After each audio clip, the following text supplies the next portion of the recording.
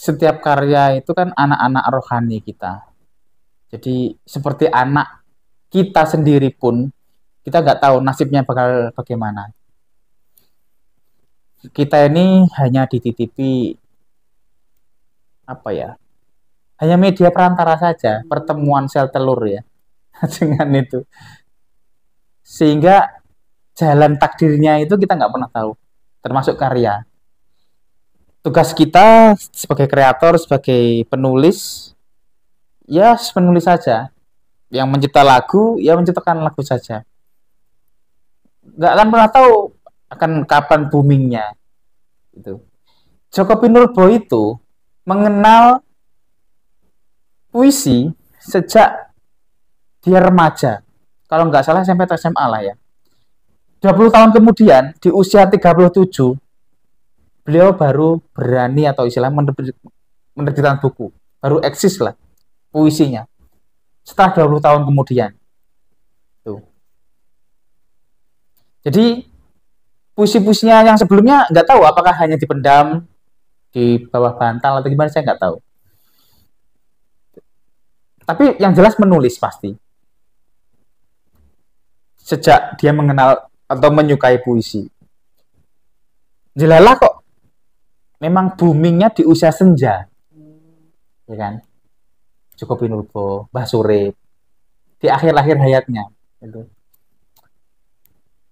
Ada juga yang baru booming setelah meninggal. Khalil Gibran misalnya. Yeah. Temukan karya-karyanya dan diterbitkan setelah meninggal. Surat-surat cintanya itu.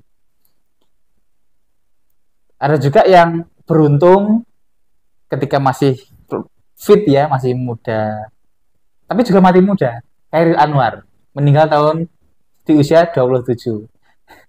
Ada juga yang beruntung di usia muda, eksis, dikenal, tapi juga usianya panjang. Jadi nggak ada kaitan korelasi antara umur dan kekaryaan. Kita menulis saja, kita berkarya aja.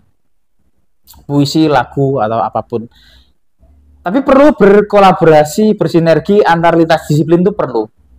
Misalnya, lagunya Jason Ranti itu booming juga ketika dia merespon puisi-puisinya Sapardi.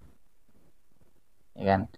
Yang Hujan di Bulan Juni itu direspon menjadi sebuah lagu. Ternyata ya berkesan juga buat para penikmat musik. Akhirnya para penikmat musik ini juga suka karyanya Sapardi, karya-karya pencinta puisi sastra pun tahu akhirnya kepada lagu-lagu folk bikinan orang-orang indie ini, salah satunya Jason Ranti. Ya, itulah yang belum terjadi. Kalau di Jogja banyak kan, misalkan Sujowo Tejo kolaborasi sama, pernah tuh video klipnya sama Chandra Malik juga, itu yang Endang Sukamti, ya kan, kalau dicari itu ada wayang, musik, dan sastra juga ini, Chandra Malik, seperti itu. Jadi sesama saling memunculkan gitu loh. Lah Madiun ini harusnya sekarang saatnya.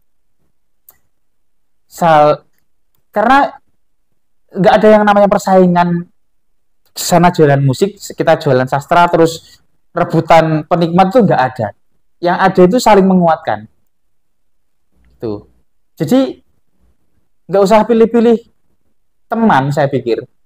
Dalam arti orang musik hanya pilih teman orang musik. Malah itu mempersempit irisannya tadi yang Mas Hari sampaikan. Justru saya amati Salihara itu jadi besar ya karena beragam. Konser musik berangkat dari puisi. Ditiketkan, ya laku. Novel jadi karya tari. Gitu. Macam-macam. Saling merespon, ternyata semuanya laku. Ya. Semuanya hidup gitu. Itu yang perlu kita kembangkan di Madiun. Lewat Les Bumi. Siap.